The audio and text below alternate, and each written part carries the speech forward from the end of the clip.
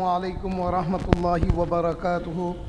الحمدللہ رب العالمین والصلاة والسلام علی سید الاولین والآخرین نبی الانبیاء والمرسلین وعلی آلہ واصحابہ ومن تبعہم بإحسان الی یوم الدین، اما بعد۔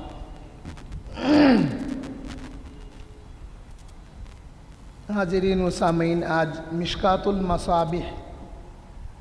المصابیح کی پہلی جلد ہے یہ۔ اس میں ہم پڑھیں گے باب آداب التلاوتی۔ اس کی ایک حدیث شریف میں روایت سے پڑھ دیتا ہوں تاکہ مجھ تک جو روایت ہے وہ آپ تک بھی پہنچ جائے۔ ایک حدیث کی نسبت سے کیوں نہ ہو، آپ کا سلسلہ بھی امام تبریزی علامہ ولی الدین محمد بن عبداللہ الخطیب العمری التبریزی رحمۃ اللہ علیہ، جنہوں نے یہ کتاب کی تدوین کی ہے۔ وعن عبداللہ بن مسعود قال قال رسول اللہ صلی اللہ علیہ وسلم وهو علی المنبر اقرأ علی، قلت اقرأ علیک وعليك أنزل؟ قال إني أحب أن أسمعه من غيري، فقرأت سورة النساء حتى أتيت إلى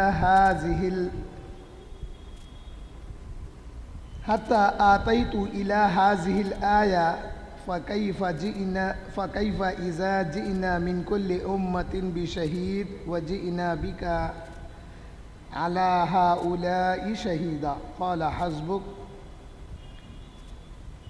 حسبك الآن، فالتفت إليه فإذا عيناه تذرفان۔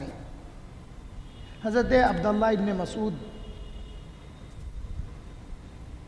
الفاظ کو غور کریے۔ وعن عبداللہ ابن مسعود رضی اللہ عنہ، حضرت عبداللہ ابن مسعود سے یہ روایت ہے۔ قال، حضرت عبداللہ ابن مسعود کہتے ہیں، قال رسول اللہ صلی اللہ علیہ وسلم، رسول اللہ صلی اللہ علیہ وسلم نے فرمایا، وَهُوَ عَلَى الْمِنْبَرِ، جبکہ رسول اللہ صلی اللہ علیہ وسلم ممبر پر جلوہ افروز تھے، آپ نے فرمایا۔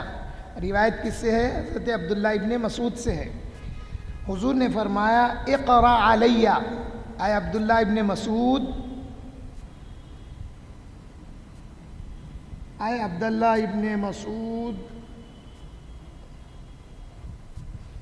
مجھے قرآن پڑھ کے سناؤ۔ علیہ، اقرأ علیہ۔ تو پھر انہوں نے کہا، قلت، میں نے عرض کیا، اقرأ علیک یا رسول اللہ، میں آپ کے پاس قرآن پڑھ کے سناؤں؟ وعلیک انزل، حالانکہ آپ پر قرآن نازل ہوا۔ تو حضور نے فرمایا، قال انی احب ان اسمعہ، میں یہ چاہتا ہوں کہ میں سنوں۔ اے عبداللہ ابن مسعود، تم پڑھ کر سناؤ، میں چاہتا ہوں کہ میں سنوں۔ تو پھر حضرت عبداللہ ابن مسعود رضی اللہ تعالیٰ عنہ فرماتے ہیں کہ حضور نے فرمایا، ان اسمعہ من غیری، میں چاہتا ہوں کہ میرے سوا کوئی مجھے پڑھ کے سنائے۔ آج تک رسول اللہ یا کئی موقعوں پر حضور نے صحابہ میں قرآن پہنچایا، پڑھ کر سنایا، مگر خوش نصیب ہے حضرت عبداللہ ابن مسعود جن کے لیے حضور نے فرمایا، اقرأ علیہ، اے عبداللہ ابن مسعود تم قرآن پڑھو، میں سنتا ہوں۔ تو اب حضرت عبداللہ ابن مسعود کیا کہتے ہیں، فقرأت سورۃ النساء، تو میں نے حضور کے پاس سورہ نساء پڑھ کر سنایا۔ جب میں حتی آتیت الی ہذہ الآیہ، جب میں اس آیت پر پہنچا، سورہ نساء کی کون سی آیت؟ فَكَيْفَ إِذَا جِئْنَا مِنْ كُلِّ أُمَّةٍ بِشَهِيدٍ۔ اللہ تعالیٰ فرماتے ہیں کہ جب ہم ہر امت سے ایک گواہ کو لائیں گے، ایک گواہ کو لائے گا اللہ تعالیٰ روز قیامت، ہر امت سے پوچھا جائے گا کہ اے امتیو، میرے نبی نے میرا پیغام تم تک پہنچا دیا ہے۔ تو پھر وہ امتی گواہی دیں گے اور کچھ لوگ انکار کریں گے۔ تو جو گواہی دیں گے، جن تک دوسروں کے ذریعے بھی پہنچا، پوچھا جائے گا کہ تمہیں کیسے معلوم کہ وہ نبی نے پیغام پہنچا دیا ہے تو اس کا ایک گواہ ہوگا، ایک گواہ ہوگا، اور اس کا گواہ خود پیغمبر بھی ہوں گے۔ اس لیے حضور حجۃ الوداع میں جب فرمائے کہ حل بلغت بلگے جب آپ نے فرمایا کہ اے صحابہ کیا میں نے نہیں پہنچا دیا، تو حضور اللہ کی طرف انگلی سے اشارہ کرتے تھے، اشہد، اے اللہ آپ گواہ ہو جائیے، بلغت، میں نے ان تک یہ احکام پہنچا دیے ہیں۔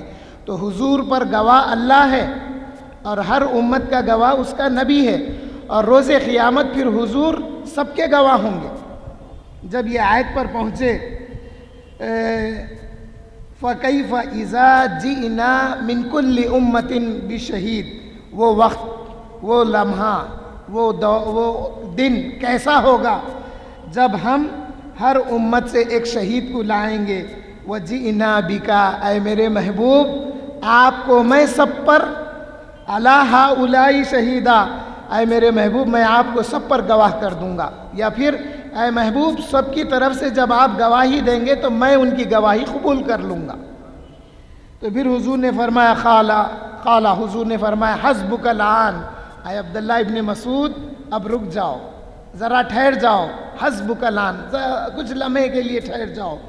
تو پھر حضرت عبداللہ ابن مسعود فرماتے ہیں فالتفت، میں نے حضور کی طرف جب التفات کیا، پڑھنے میں تو مشغول تھے، معلوم یہ ہو رہا پڑھنے میں تو ادب کا یہ انداز تھا ہوگا، نیچے سر رکھ کر پڑھ رہے تھے ہوں گے، اب اس لیے کہہ رہے ہیں فالتفت، میں نے جب حضور کی طرف رخ کر کے دیکھا، جب میں نے اپنی توجہ حضور کی طرف دیکھی تو کیا پایا کہ حضور صلی اللہ علیہ وسلم کی فَإِذَا عَيْنَاهُ تَذْرِفَانِ، حضور صلی اللہ علیہ وسلم کی آنکھوں سے مبارک آنسو ٹپک رہے تھے۔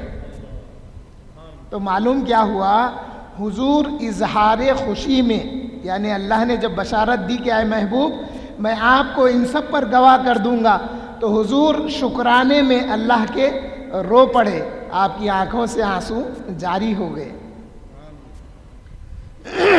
دوسری اہم بات، وعن قتادہ قال سئل انس کیف كانت قراءة النبی صلی اللہ علیہ وسلم فقال كانت مدا ثم قرأ بسم اللہ الرحمن الرحیم، اس کے بعد میں پھر انہوں نے کہا یمد بسم اللہ ویمد بالرحمن ویمد بالرحیم، یعنی اب اس کا ترجمہ کیا ہوا، حضرت قتادہ سے حدیث شریف نقل کرتے ہیں، نقل کیا ہے کہ حضرت انس سے پوچھا گیا کہ حضور صلی اللہ علیہ وسلم کی قراءت مبارکہ کیسی تھی، تو حضرت انس نے کہا کانت مدن، حضور بڑے ہی مد کے ساتھ یعنی طوالت کے ساتھ لمبی قراءت فرماتے تھے۔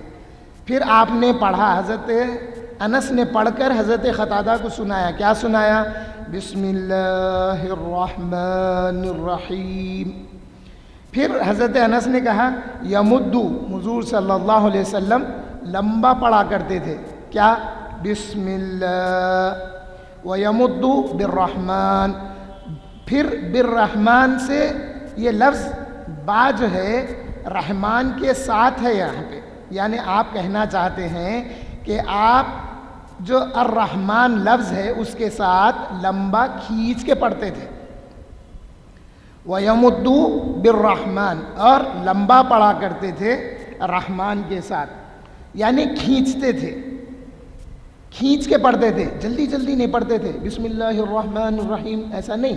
کم سے کم ہم خیال کرنا، جب کبھی قرآن کریم کی تلاوت کے لیے تعاوذ و بسم اللہ پڑھیں تو جلدی نہیں کرنا، کھینچ کے پڑھنا، لمبا پڑھنا، بسم اللہ الرحمن الرحیم، ایسے۔ پھر آپ نے آخر میں فرمایا حضرت انس نے وَيَمُدُّ بِالرَّحِيمِ، اور رحیم کا جو لفظ ہے اس کو بھی حضور کھینچ کے پڑھتے تھے۔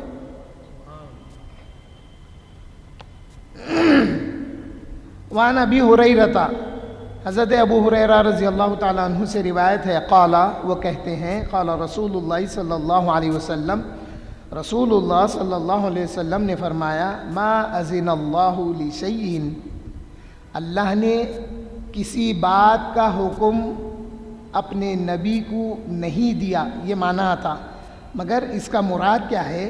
اللہ نے جو کوئی بھی حکم اپنے نبی کو دیا ہے ان احکام میں ما اذن للنبی صلی اللہ علیہ وسلم، جو کچھ حکم حضور صلی اللہ علیہ وسلم کو دیا اس میں کیا تھا حکم؟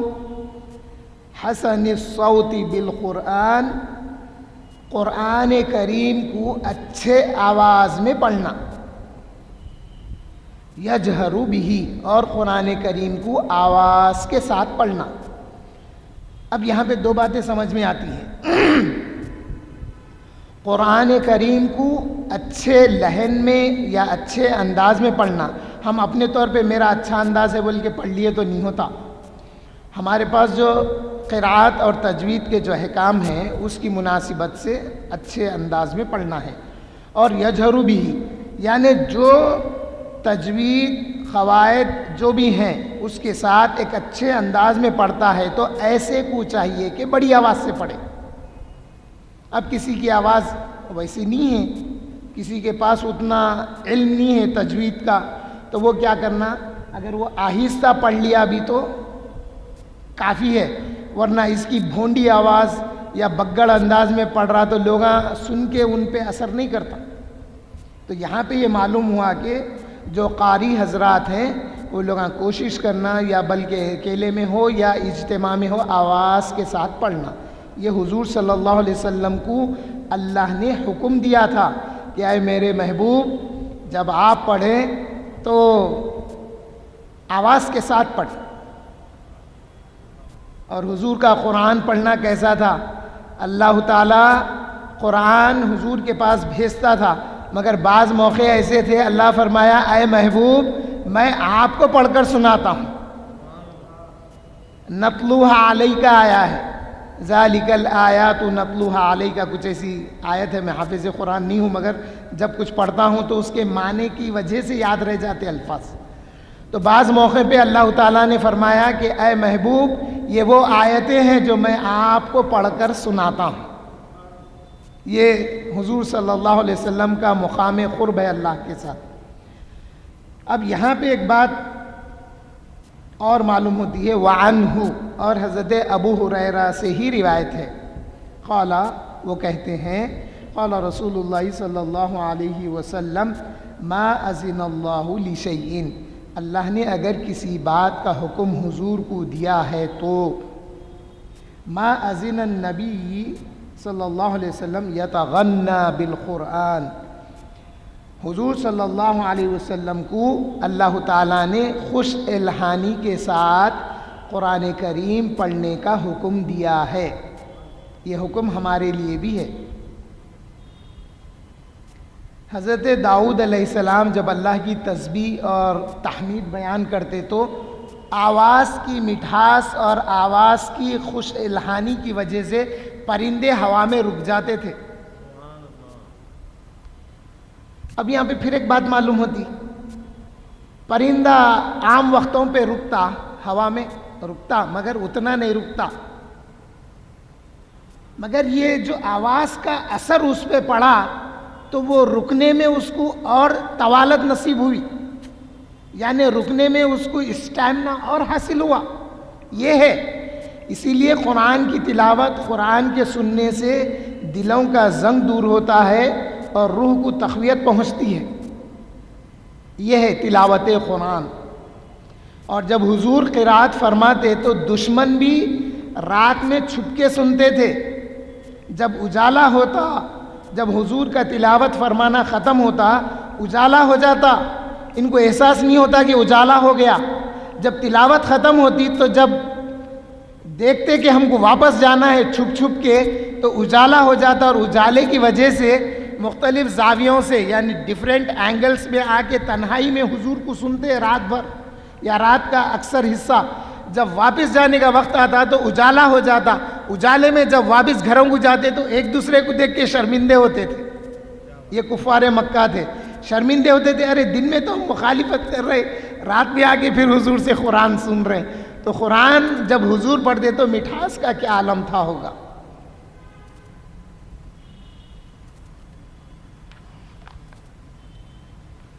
حضرت عثمان غنی رضی اللہ تعالیٰ عنہ سے روایت ہے. اب عربی متن نہیں پڑھتا، وقت زیادہ لگتا. حضرت عثمان غنی رضی اللہ تعالیٰ عنہ سے روایت ہے، فرماتے ہیں رسول اللہ صلی اللہ علیہ وسلم نے فرمایا تم میں بہتر وہ ہے جو قرآن سیکھے اور سکھائے. حضرت ابو موسیٰ اشعری رضی اللہ تعالیٰ عنہ فرماتے ہیں رسول اللہ صلی اللہ علیہ وسلم نے فرمایا اس مومن کی مثال جو قرآن پڑھا کرتا ہے.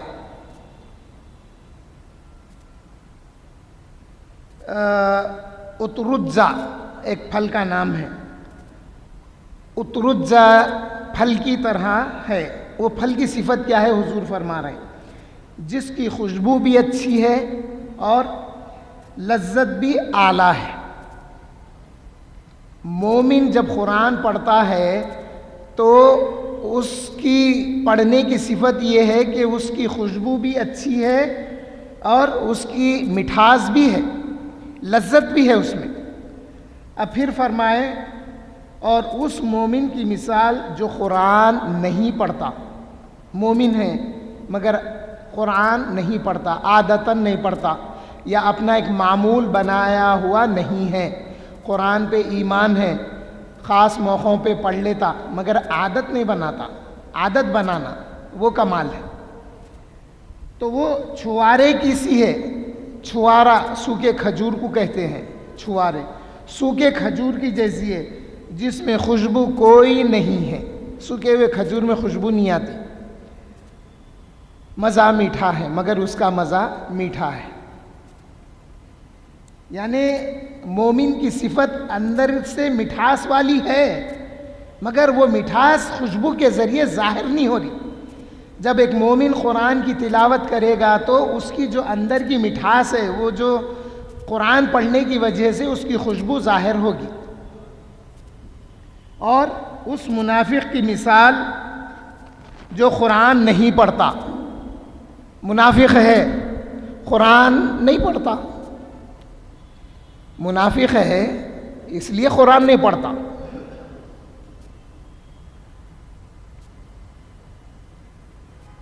اندرائن ایک پھل کا نام ہے.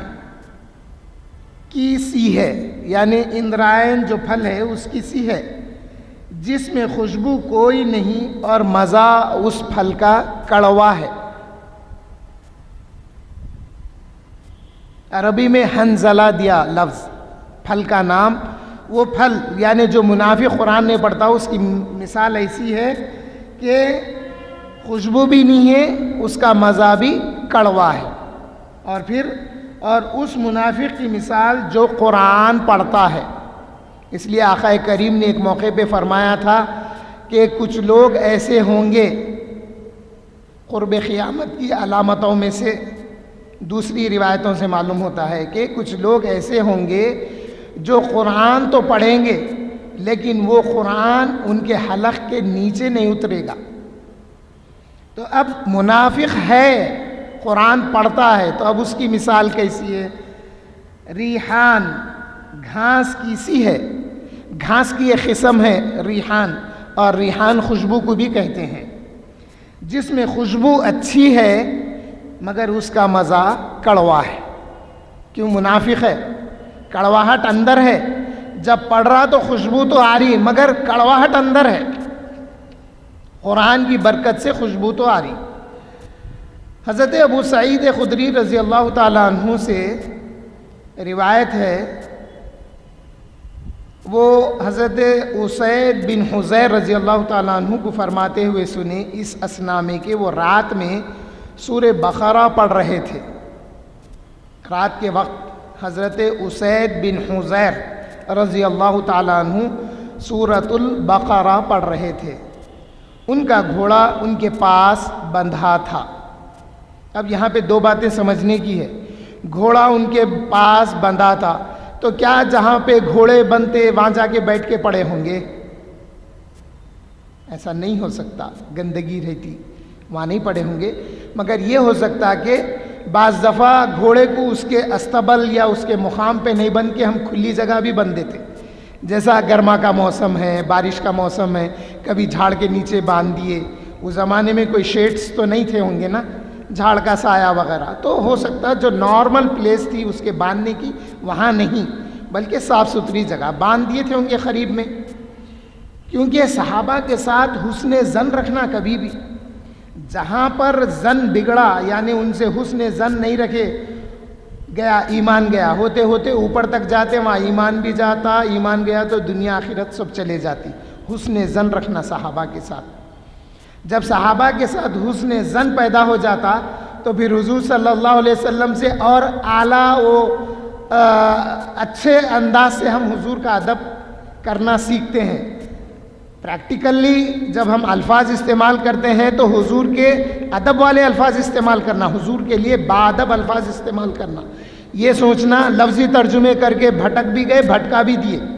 یہ سوچنا اگر یہ بات اردو میں ہوتی تو کیا الفاظ ہوتے. اب جیسا بات ایک ہی ہے مگر بولنے کا انداز الگ ہے.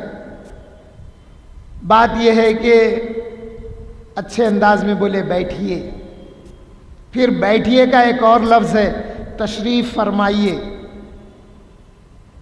پھر ایک لفظ بگڑ لفظ بھی ہے بیٹھو، پھر ایک لفظ ہے بیٹھ. یہ دیکھیے اب معنی ایک ہی ہے مگر انداز کتنے خوب ہیں.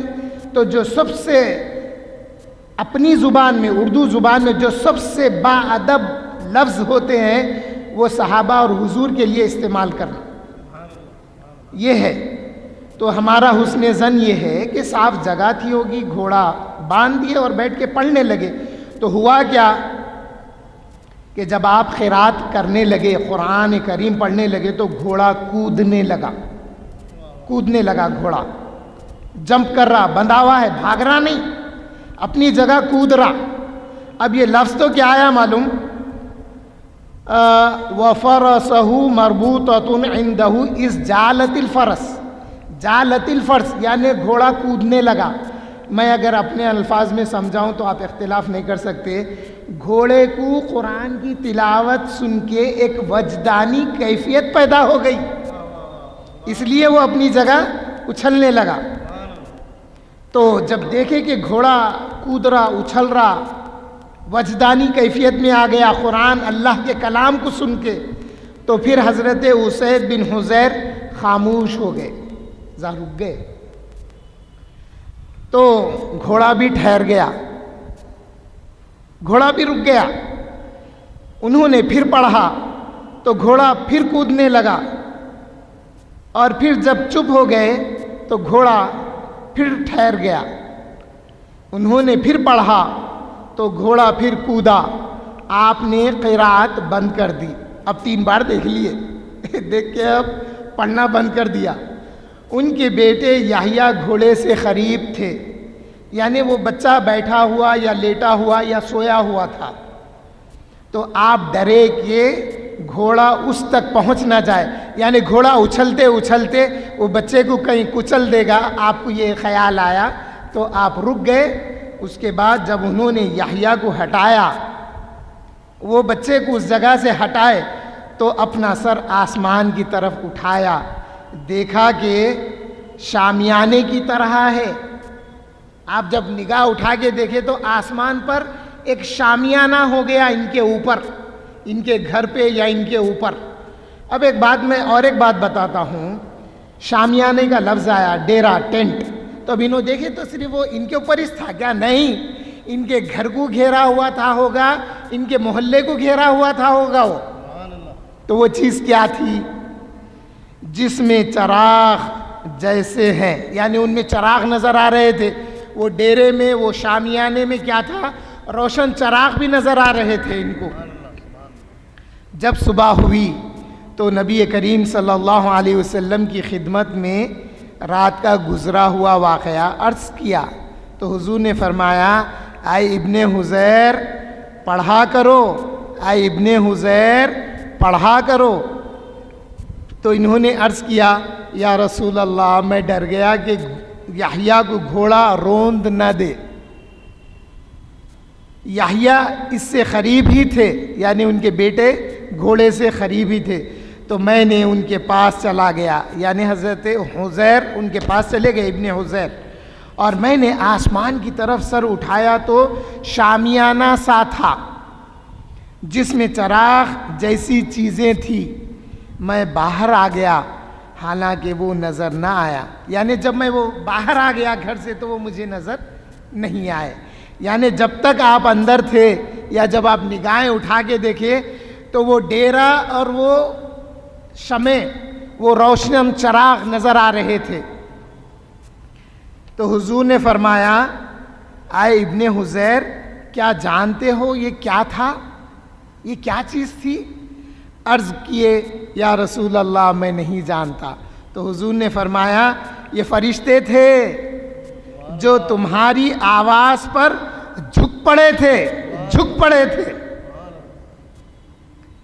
فرشتے تو اوپر ہیں نا، جھک پڑے بغیر مثال کے، مگر سمجھانے کے لیے بول رہا ہوں میں، جیسا میں اب اوپر ہوں، جھک پڑے تھے یعنی جھک کے دیکھ رہے تھے۔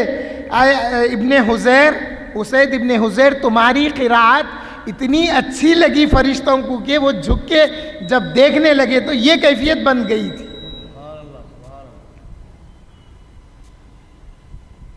اگر تم پڑھتے رہتے، اب حضور پھر آگے فرما رہے ہیں، آئے اسید ابن حذیر، اگر تم پڑھتے رہتے فرشتے اسی طرح سویرا کر دیتے، یعنی وہ سنتے سنتے صبح ہو جاتی، لوگ انہیں دیکھتے۔ آئے ابن حذیر، لوگ دیکھ لیتے تھے، کیونکہ جب تک یہ پڑھ رہے تھے وہ گھر کے اوپر ایک شامیانہ اور وہ جو روشن چراغ ہو گئے تھے، فرشتے وہاں تک آ گئے تھے۔ یہ بات ہے سمجھنے کی، فرشتے تمہارے سے قریب آ گئے تھے۔ اگر تم پڑھتے پڑھتے صبح کر دیتے تو لوگ بھی ان کو دیکھ لیتے تھے، ان فرشتوں کو۔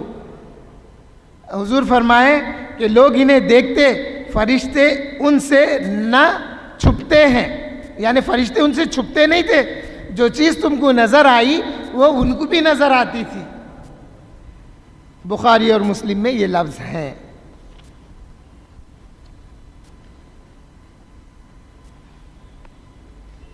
حضرت ابو ہریرہ رضی اللہ تعالیٰ عنہ سے روایت ہے، رسول اللہ صلی اللہ علیہ وسلم نے فرمایا، اپنے گھروں کو قبرستان نہ بناؤ، شیطان اس گھر سے بھاگتا ہے جس میں سورہ بقرہ پڑھی جائے، جس گھر میں سورہ بقرہ پڑھی جائے۔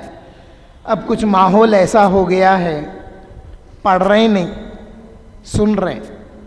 یہاں پر حکم پڑھنے کا ہے، ہم لوگ سن رہے ہیں۔ کیسے سن رہے ہیں؟ موبائل میں لگا لیے، ٹی وی پہ لگا لیے۔ حالانکہ قرآن کے سننے کا حکم یہ ہے کہ پورے دلچسپی اور پورا دھیان دے کے سننا ہے، اس کی طرف سننے کا حکم۔ یہ نہیں لگا دیے، وہ ٹی وی پہ چل رہا، فون پہ چل رہا، اپنے کاموں میں مصروف ہے، اخبار پڑھنے والے اخبار پڑھ رہے ہیں، گھر میں کام کاج کرنے والے کام کاج کر رہے ہیں۔ ایسا نہیں ہے۔ ایک تو حکم، اگر شیطان کو بھگانے کا ارادہ رکھتے ہیں تو پڑھنا ہے، خود پڑھنا، گھر کا کوئی بھی فرد پڑھنا، مگر پڑھ نہیں سکے سننا بھی اچھی چیز ہے، مگر پوری توجہ کے ساتھ سننا وہ حکم ہے، وہ ادب ہے قرآن کے سننے کا۔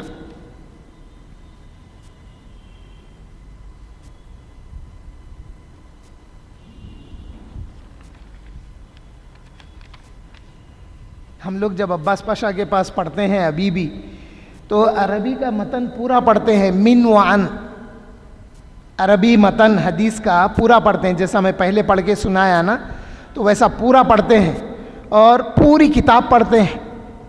اگر کوئی غیر حاضر ہو گیا کسی وجہ سے تو انہیں وہ پھر پڑھنا، اور اگر آتے آتے ایک دو حدیثیں چھوٹ گئی، آنے میں دیر ہو گئی 2 منٹ 4 منٹ، تو وہ 2 حدیثیں بھی پڑھنا۔ یہاں تک کہ عباس پاشا جب علی پاشا حضرت کے پاس پڑھے تو اب یہ کتابیں چھپتی ہے، اس میں بعض دفعہ زیر زبر کی غلطیاں وغیرہ وغیرہ ہو جاتی ہیں، تو اس کا کریکشن کرتے تھے عباس پاشا، کر لیتے تھے۔ وہ ان کو ان کے والد نے تربیت دی تھی، ان کو ان کے بڑوں نے، تو جو حضور سے جو اقوال حضور صلی اللہ علیہ وسلم کے نقل کیے گئے ہیں، چاہے وہ کتابت کے ذریعے ہو یا قول کے ذریعے، زبان کے ذریعے اس کی بڑی حفاظت کی گئی ہے۔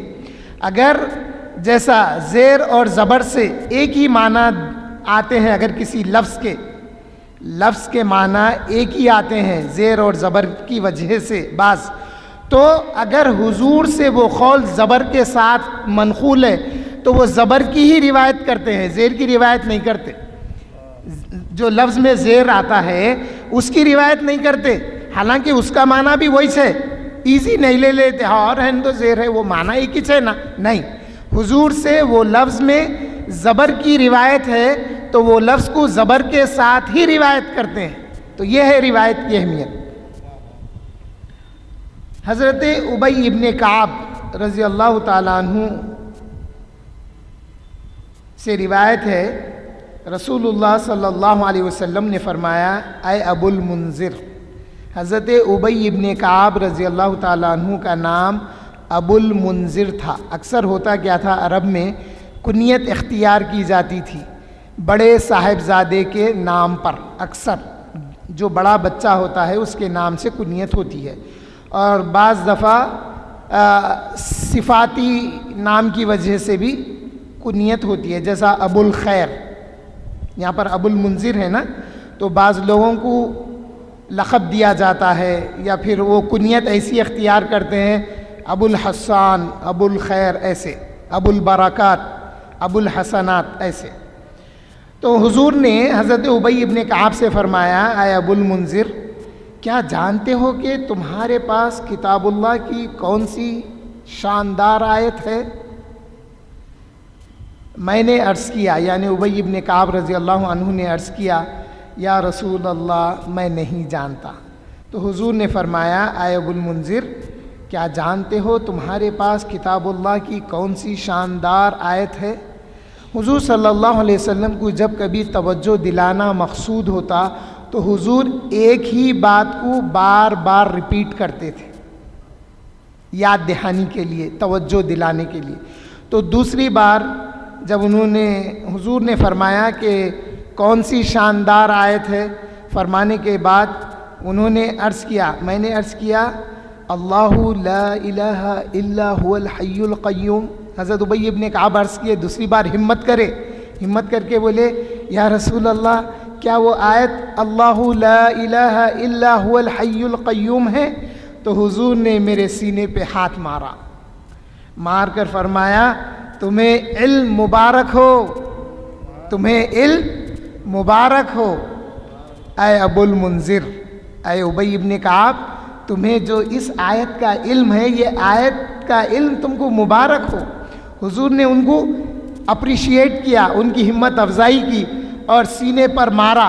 بولتا اب ہم لوگ ہمارا مارنا نہیں سمجھنا، ہم ایسا مارتے اس کے سینے میں تکلیف تو بھی ہوتی، انہیں گر تو بھی جاتا۔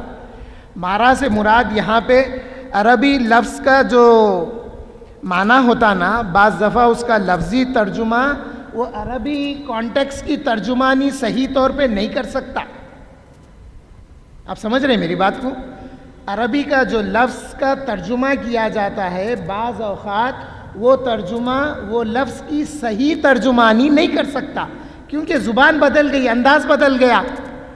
تو اب بعض چیزیں کیا ہوتی، سچویشن پہ ڈیپینڈ کرتی ہے نا۔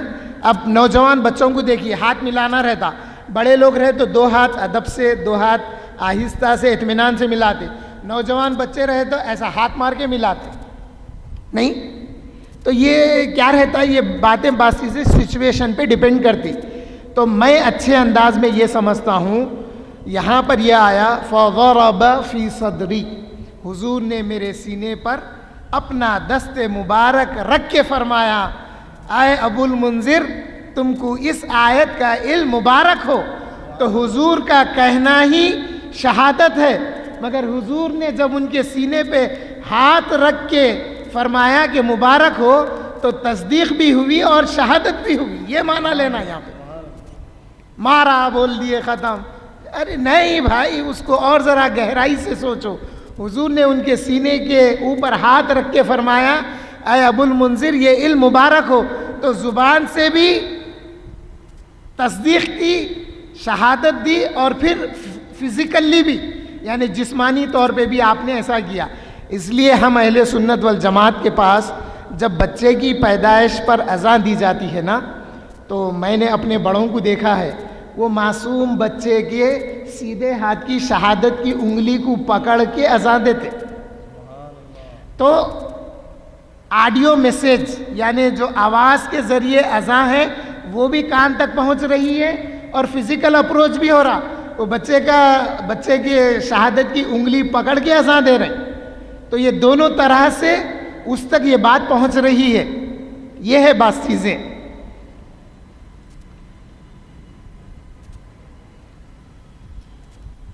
اب آئیے حضرت ابو ہریرہ کا واقعہ. حضرت ابو ہریرہ رضی اللہ تعالیٰ عنہ فرماتے ہیں مجھے رسول اللہ صلی اللہ علیہ وسلم نے رمضان کے فطرے کی حفاظت پر مقرر فرمایا. رمضان کا فطرہ یعنی اس زمانے میں جو ہے کھجور وغیرہ وغیرہ فطرے میں دیتے تھے. تو وہ جب مال زیادہ آ گیا تو اس کی حفاظت کے لیے حضور نے حضرت ابو ہریرہ کو مقرر کیا. رات دن نگرانی کرنا، لوگ لا کے دیتے رہتے، نگرانی کرنا. تو ایک شخص آیا، رات کے وقت میں ایک شخص آیا، غلے سے لب بھرنے لگا، لب 2 ہاتھ غلے سے بھرنے لگا یا اپنا دامن بھرنے لگا غلے سے، وہ جو کھجور وغیرہ تھے جو بھی تھا فطرے میں آیا ہوا. میں نے اسے پکڑ لیا اور کہا میں تجھے رسول اللہ کے پاس لے چلوں گا، حضور کے پاس لے جاؤں گا. بولے کیوں؟ حضور ان کو مقرر فرمائے تھے. تو یہاں پہ قاعدہ یہ معلوم ہو رہا ہے کہ کوئی اتھارٹی ہم کو اگر اپوائنٹ کرتی ہے تو ہم کو چاہیے کہ ہم اسی کو رپورٹ کریں. یہ نہیں جا کے ان کو رپورٹ کر رہے ہیں، ویسا نہیں ہے. یہاں معلوم ہو رہا حضور نے ان کو مقرر کیا تھا تو وہ حضور کے پاس لے جاتا ہوں. بولے یہ شخص کو رات میں آ کے چوری کر رہا. وہ بولا میں محتاج ہوں، میرے بال بچے ہیں اور مجھے سخت حاجت ہے. حضرت ابو ہریرہ فرماتے ہیں میں نے اسے چھوڑ دیے، لے جا، چھوڑ دیے. جب صبح ہوئی تو حضور اکرم صلی اللہ علیہ وسلم نے فرمایا یا ابا ہریرہ ما فعل اسیرک البارحہ، بارحہ گزری ہوئی رات کو کہتے ہیں. عربی میں یہ سب چیزیں الفاظ میں خود معنی آ جاتے ہیں. اردو میں بولیں گے تو گزری ہوئی رات بولیں گے، مگر البارحہ بولتے تو اس کا معنی خود گزری ہوئی رات، لاسٹ نائٹ کا آتا ہے. عربی کی یہ خوبی ہے. تو حضور نے پوچھا اے ابو ہریرہ آج رات تمہارے قیدی کا کیا بنا؟ کون بولے آ کے حضور کو؟ یہ ہیں.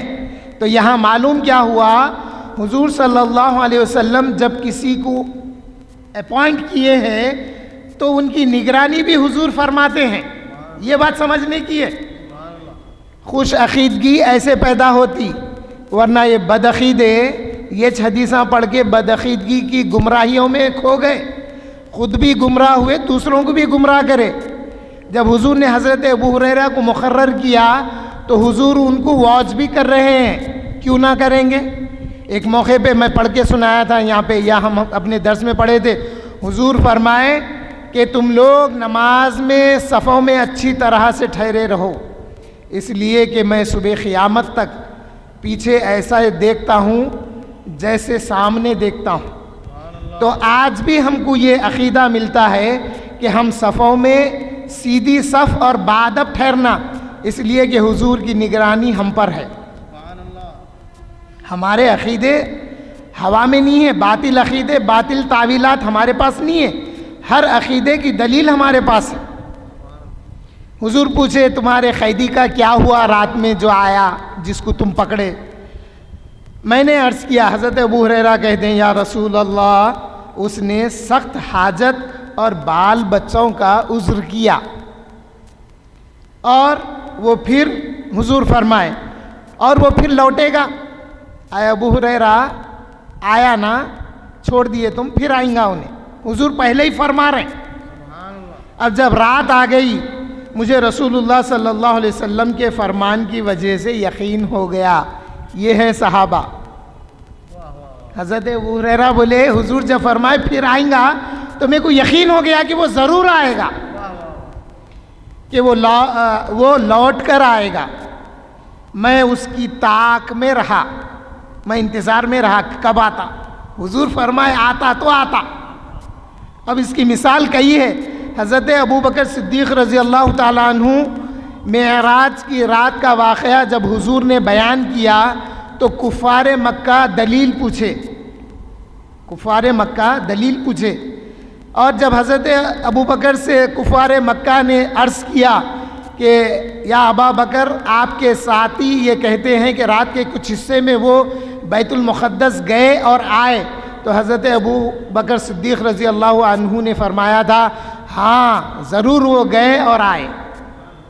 مگر جب انہوں نے دلیل پوچھی تو آقا کریم نے فرمایا کہ میرے لیے بڑا سخت وقت وہ تھا جب کفار مکہ نے مجھ سے دلیل پوچھی، مگر میرے لیے آسان ایسے ہو گیا اللہ نے میرے لیے بیت المقدس کو روشن کر دیا تھا۔ میں اس کی علامتیں دیکھتا تھا اور بولتے جاتا تھا۔ بیت المقدس تو اپنی جگہ تھا، آقا کریم کے لیے اللہ نے بیت المقدس کو کھینچ کر حضور کے سامنے رکھ دیا تھا، اے میرے پیارے دیکھتے جا اور بولتا جا۔ یہ ایک ہے۔ دوسری چیز کیا ہے؟ دوسری چیز یہ ہے کہ اللہ نے حضور کے چشمان مبارک کو اتنی طاقت بصارت کی دے دیا تھا کہ اے میرے محبوب تو مدینے میں بیٹھ کر بیت المقدس کو دیکھتا جا اور اس کی نشانیاں بیان کرتے جا۔ دونوں باتیں بھی ایک سے دوسری کم نہیں ہے، دو باتیں بھی اپنے عقیدے میں بڑی مضبوط اور بڑی اونچی ہے نا۔ اب حضرت ابو ہریرہ کہہ رہے ہیں کہ میں طاق میں رہا، انتظار میں رہا، تو پھر کیا ہوا؟ وہ پھر آیا، وہ شخص پھر آیا اور غلے کے لب بھرنے لگا۔ میں نے اسے پکڑ لیا اور کہا اب کہ تو تجھے رسول اللہ صلی اللہ علیہ وسلم کی خدمت میں ضرور لے چلوں گا۔ وہ بولا مجھے چھوڑ دیجئے، میں محتاج ہوں اور مجھ پر بال بچوں کا بہت بوجھ ہے، میں اب نہ آؤں گا۔ دوسری بار کیا بول رہا؟ میں اب نہیں آتا ہوں، میرے بال بچوں کا بوجھ ہے اس لیے چوری کر کے لے جا رہا ہوں۔ اے ابو ہریرہ میں کو چھوڑ دو، بول رہا وہ شخص۔ اب مجھے رحم آ گیا، حضرت ابو ہریرہ کہتے ہیں مجھے رحم آ گیا، اسے رہا کر دیا۔ اب یہاں پہ ایک بات معلوم ہوتی ہے، حضرت ابو ہریرہ رضی اللہ تعالیٰ عنہ کو اس مال پہ اختیار تھا کیا؟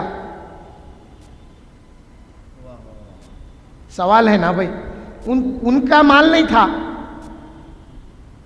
مگر انہوں معاف کر دیے، رحم کر دیے۔ تو وہ وجہ کیا تھی؟ وہ وجہ یہ تھی کہ جو مال آیا تھا وہ غریبوں میں بانٹنے کا تھا۔ فطرہ کس کو دیتے؟ غریبوں کو دینا ہے نا، محتاجوں کو دینا ہے۔ اور یاد رکھیے فطرہ مسلمان کو دینا ہے، غیر مسلم کو دینا نہیں ہے۔ جو لوگ اپنی آئیڈینٹی چھپا کے مانگتے ہیں، بعض عورتوں کو دیکھا جا رہا شہر میں برقعے پہن لے رہے ہیں، وہ ہوتے ہندو ہیں، یہاں پہ وہ علامتیں ہوتی نہ ان کی، تو یہاں تک برقعے کا نقاب اسکارف یہاں تک لگا لے رہے ہیں، ہاتھوں پہ لکھا ہوا ہوتا وہ چھپا کے استین یوں کر کے اللہ اللہ کر رہے ہیں، نہیں تو بعض لوگ یوں کر کے مانگ رہے ہیں۔ تو جب تک کنفرم نہ ہو کہ یہ مسلمان ہیں آپ صدقے فطر نہیں دینا۔ اگر غیر مسلم کو پہنچا صدقے فطر تو پہنچتا نہیں۔ وہ پہلے کے غیر مسلموں کو جب دیا جاتا تھا تو مسلمانوں کی ہمدردی کی وجہ سے یہ لوگ اسلام کی طرف راغب ہوتے تھے۔ اب اتنے ہٹ دھرم ہو گئے ہیں، ہمارا پیسہ لے کے ہمارے کچھ نقصان پہنچا رہے ہیں۔ اپنے پیسوں کی حفاظت کرو، یہ مت سمجھو 2 روپے دے رہا ہوں کیا ہوتا، آپ کے جیسے 100 آدمی 200 روپے دیے تو 400 روپے کما لے رہا ہوں انہیں دن بھر میں۔ اپنا مال مسلمانوں کے لیے رکھو۔ پھر کیا ہوا؟ مجھے رحم آ گیا، اسے رہا کر دیا۔ جب صبح ہوئی تو مجھے رسول اللہ صلی اللہ علیہ وسلم نے فرمایا اے ابو ہریرہ تمہارے قیدی کا کیا بنا؟ میں نے عرض کیا یا رسول اللہ اس نے سخت محتاجی اور بال بچوں کا عذر کیا، مجھے اس پر رحم آ گیا، اسے رہا کر دیا۔ فرمایا وہ تم سے جھوٹ بول گیا۔ حضور نے فرمایا وہ شخص تم سے جھوٹ بول گیا اور وہ پھر آئے گا، پھر آئے گا. تیسری مرتبہ حضور فرما رہے ہیں کہ وہ پھر آئے گا. مجھے رسول اللہ صلی اللہ علیہ وسلم کے اس فرمانے سے وہ پھر آئے گا یقین ہو گیا. اب پھر یقین ہو گیا میرے کو کہ وہ آئے گا، وہ ضرور آئے گا. یعنی حضرت ابو ہریرہ کہہ رہے ہیں وہ پھر آئے گا. جب حضور نے فرمایا تو یقین ہو گیا کہ وہ ضرور آئے گا. میں گھات میں رہا، یعنی تاک میں رہا، گھات لگا کے یعنی ٹارگٹ کر کے تھا میں کہ وہ جس راستے سے 2 بار آیا اسی راستے کی طرف میں نگاہیں جمایا ہوا تھا کہ وہ اسی راستے سے آئے گا. وہ آیا، غلہ لپیں بھرنے لگا. اب 2 بار تو کیا لفظ ہے؟ لپ.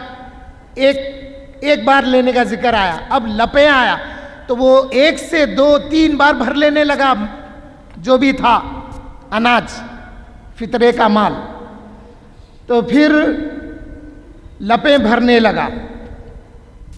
میں نے اسے پکڑ لیا تو کہا کہ، اور انہوں نے حضرت ابو ہریرہ نے کہا تجھے رسول اللہ کی خدمت میں ضرور لے چلوں گا. یہ آخری تیسری بار ہے کہ تو کہہ جاتا ہے کہ نہ آئے گا، پھر آ جاتا. وہ بولا مجھے چھوڑ دیجئے، میں آپ کو چند ایسے کلمات سکھا دیتا ہوں کہ اللہ ان کلمات کی برکت سے آپ کو نفع دے گا. جب آپ بستر پر جائیں تو آیت الکرسی، اللہ لا الہ الا هو الحی القیوم، آخری آیت تک پڑھ لے تو اللہ کی طرف سے حافظ رہے گا. یعنی اللہ کی طرف سے حافظ رہے گا کا مطلب کیا ہے؟ اللہ اس غلے کی حفاظت فرمائے گا، چوری نہیں ہوگی. اور صبح تک شیطان، خود شیطان ہے، آئے گا آگے. اب انہیں بول رہا صبح تک شیطان آپ کے قریب نہ پھٹکے گا، میں نے اسے چھوڑ دیا. اب تیسری بار چھوڑ دیا. انہیں سکھایا نا آپ ایسا ایسا پڑھیں گے تو اللہ کی طرف سے حفاظت ہو جائیں گی. اے ابو ہریرہ آپ کیوں حفاظت کے لیے زحمت اٹھا رہے ہیں؟ رات دن اللہ کی طرف سے حفاظت ہو جائیں گی. اب یہاں ایک سوال ہے، یہ بات شیطان کو معلوم تھی تو اللہ کے رسول کو نہیں معلوم تھی؟ ہے نا، ایک سوال ہے. جب یہ بات شیطان لعین کو معلوم تھی تو اللہ کے رسول کو معلوم نہیں تھی؟ معلوم تھی. تو پھر حضرت ابو ہریرہ کو کیوں مقرر کیے؟ اس لیے مقرر کیے کہ اے ابو ہریرہ دیکھو شیطان آ کے تمہارے ساتھ کیسا جھوٹ بولتا ہے، اور تم ایک مومن ہونے کی حیثیت سے رحم کر کے اس کو معاف کرتے جاتے ہیں. شیطان بار بار آ کے دھوکہ دیتا ہے.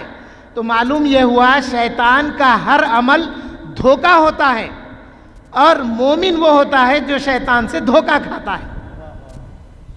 اور پھر حضرت ابو ہریرہ کو ملاقات شیطان سے ہو گئی.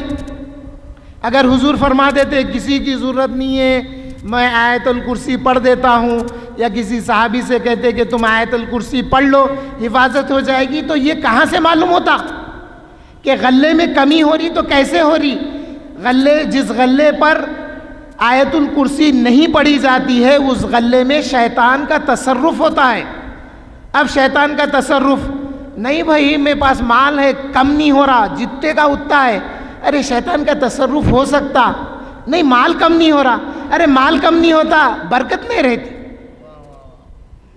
یہ بھی تو ہے نا. نہیں باز ہے، نہیں ہم کو ضرورت نہیں ہے یہ پڑھنے کی، میں کیمرے لگایا ہوا ہوں، میرا مال سیکیور ہے. ارے سیکیور ہوں گا مگر برکت نہیں رہتی. تو معلوم یہ ہوا اپنے مال کو، اپنے گھر کو جب کفل ڈال کے باہر جاتے نا، ایسے وقت میں آیت الکرسی پڑھ کے پھونک لینا. اپنی قیمتی گاڑی ہے، گاڑی کو کفل تو ڈال دیے، ڈال کے آیت الکرسی پڑھ کے پھونکنے سے اس گاڑی کی حفاظت ہوتی ہے. اب آپ بولیں گے توکل کی کیا مثال دی گئی؟ معلوم حدیث مبارکہ میں توکل کی یہ مثال دی گئی کہ جانور کو باندھنے کے بعد، اونٹ کو رسی سے باندھنے کے بعد یہ کہنا ہے کہ توکلت علی اللہ، باندھنے کے بعد کہنا ہے کہ میں اللہ پر بھروسہ رکھتا ہوں، اب اس کی نگرانی میں اللہ کے سپرد کر دیتا ہوں، یہ کہنا ہے۔ مثال دی گئی یہ نہیں ہے اونٹ کھلا جنگل میں چھوڑ کے توکلت علی اللہ بول رہے ہیں تو اللہ تمہارے اونٹ کی حفاظت کرنے کے لیے نہیں ہے، تم اونٹ کو باندھنا، باندھنے کے بعد توکل کرنا۔ تو اب جہاں بھی موقع بنے حفاظت کا ہم کو جب خیال آتا ہے تو آیت الکرسی پڑھ لینا، اس حدیث مبارکہ سے معلوم ہوتا ہے۔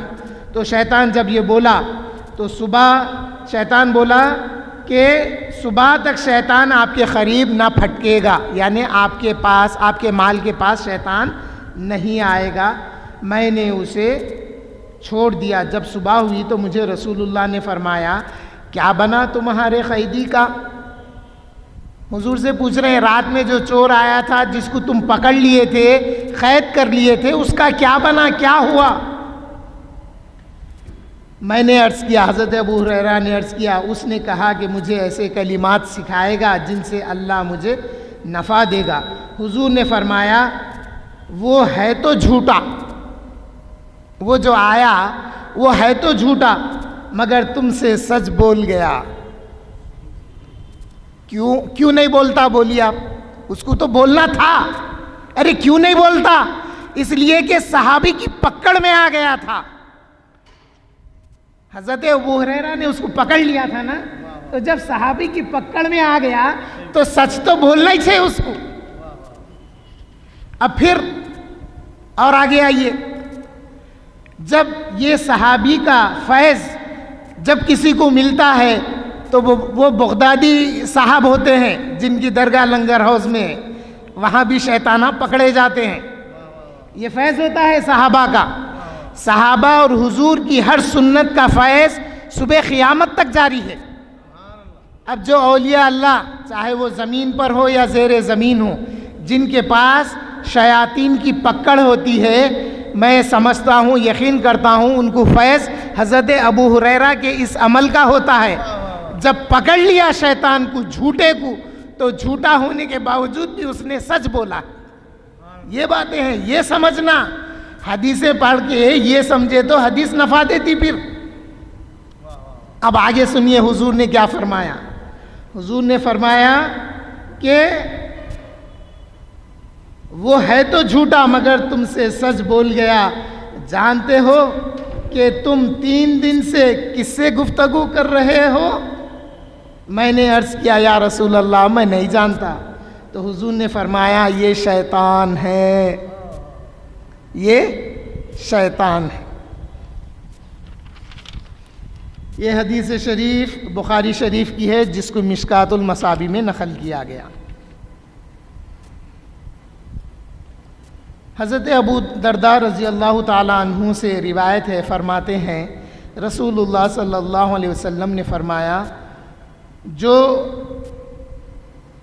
شروع سورہ کہف کی 10 آیتوں پر پابندی کرے گا، سورہ کہف کی ابتدائی 10 آیتوں کی جو پابندی کرے گا پڑھنے میں، وہ دجال کے فتنے سے بچ جائے گا۔ اب دیکھیے دجال کے فتنے کیسے رونما ہو رہے ہیں۔ ہم لوگ پڑھ لیتے ہیں دجال نکلے گا تو اس کے پاس اختیار اور تصرف و تسلط ہوگا، وہ لوگوں سے کہے گا اے لوگوں مجھ پر ایمان لاؤ، میں خدا ہوں، اور وہ اپنی سیدھی جانب جنت دکھائے گا اور بائیں جانب جہنم دکھائے گا۔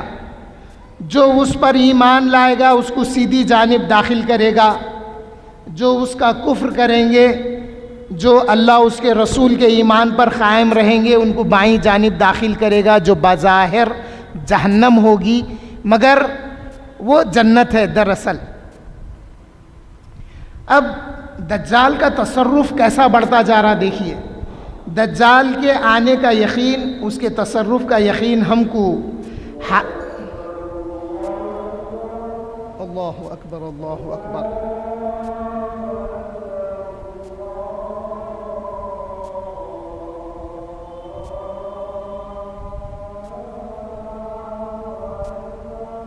اللہ اکبر اللہ اکبر.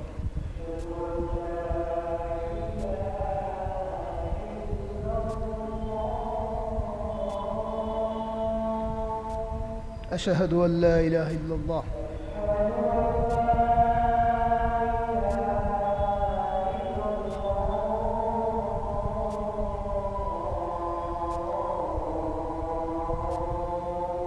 اشہد ان لا الہ الا اللہ.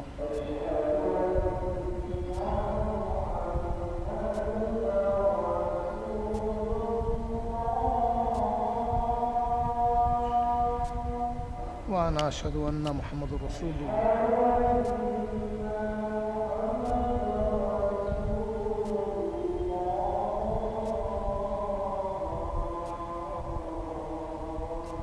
وانا اشہد ان محمد رسول اللہ. قرۃ عینی بک یا حبیب اللہ.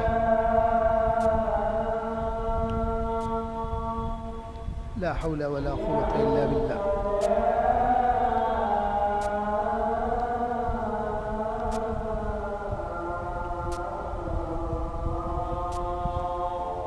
لا حول ولا قوة الا باللہ.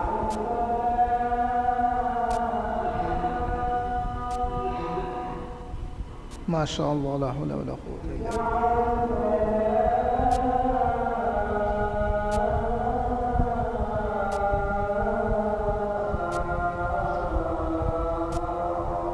ما شاء اللہ لا حول ولا قوة الا باللہ.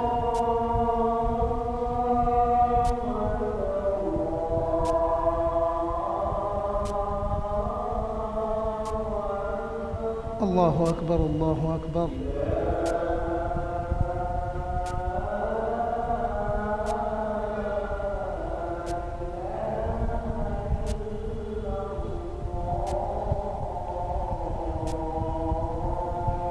لا الہ الا اللہ. میں اس سے پہلے بھی توجہ دلایا تھا، پھر آپ کو اس بات کی طرف توجہ دلاتا ہوں تاکہ عادت بن جائے. اذان میں جو کلمات ہیں ان کلمات کو ریپیٹ کرنے کا حکم ہے. اور جب حضور صلی اللہ علیہ وسلم کے سامنے حضرت بلال یا کوئی مؤذن نے جب اشہد ان محمد رسول اللہ کہا تو حضور نے فرمایا وَأَنَا أَشْهَدُ أَنَّ محمد رسول اللہ. اے اذان دینے والے، تو کہہ رہا ہے کہ تو گواہی دیتا ہے کہ محمد اللہ کے رسول ہیں، تو سن اس کا جواب یہ ہے کہ میں گواہی دیتا ہوں کہ بے شک محمد اللہ کے رسول ہیں. تو اس کے جواب کا طریقہ میں بتایا تھا. اس کا جواب میں دو پہلو ہیں، ایک ادب ہے، ایک حکم ہے. حکم کیا ہے؟ جب مؤذن اشہد ان محمد رسول اللہ کہے تو اس کا حکم یہ ہے کہ ہم بھی اس کا جواب دیں کہ اشہد ان محمد رسول اللہ. تو اشہد ان محمد رسول اللہ انہیں کہہ رہا ہے مؤذن، تو ہم کہنا میں بھی گواہی دیتا ہوں. میں کیا کرتا ہوں معلوم؟ میں کیسے گواہی دیتا ہوں؟ یا رسول اللہ، میں گواہی آپ کی گواہی پر دیتا ہوں کہ آپ نے گواہی دی ہے کہ آپ اللہ کے رسول ہیں. یہ حکم ہے. ادب کیا ہے؟ ادب یہ ہے کہ جب حضور کا نام لیا جائے تو اپنے انگوٹھوں کو چومنا، چومتے ہوئے کہنا قرۃ عینی بکا یا رسول اللہ. یا رسول اللہ، آپ کی وجہ سے میری آنکھوں کی بینائی ہے، یا آپ کی محبت سے میری آنکھوں کی بینائی ہے. چومنا تو یہ ادب ہے، ایک حکم ہے. اس کے بعد میں جب اذان ہو جاتی ہے تو حضور نے فرمایا کہ جب مؤذن اذان دے تو الفاظ کو ریپیٹ کرو جو مؤذن نے کہے ہیں. اس کے بعد میں حضور فرمائے صلو علیہ، مجھ پر درود پڑھو. تو اذان کے بعد میں ہم کو چاہیے کہ درود شریف پڑھیں. اس کے بعد میں دعائے وسیلہ پڑھیں. جامع ترمذی کی حدیث بول رہا ہوں میں، اس میں حضور فرمائے ثم صلو لی اللہ الوسیلہ، پھر تم میرے لیے اللہ کے پاس وسیلہ طلب کرو. تو کچھ بدبختیں ہیں، ہم وسیلہ طلب کر رہے ہیں تو ملتا. ارے بدبخت، تیرے وسیلہ طلب کرنے سے وسیلہ حضور کو ملنے والا نہیں ہے. اللہ تو عطا کر دیا وسیلہ، مقام وسیلہ اللہ نے عطا کر کے فرما دیا عسیٰ ان یبعثک ربک مقاما محمودا. اللہ نے حضور کو حیات مبارکہ میں فرما دیا ان قریب ہم آپ کو مقام محمود پر जलवा अफरोज देखेंगे, बिठाएंगे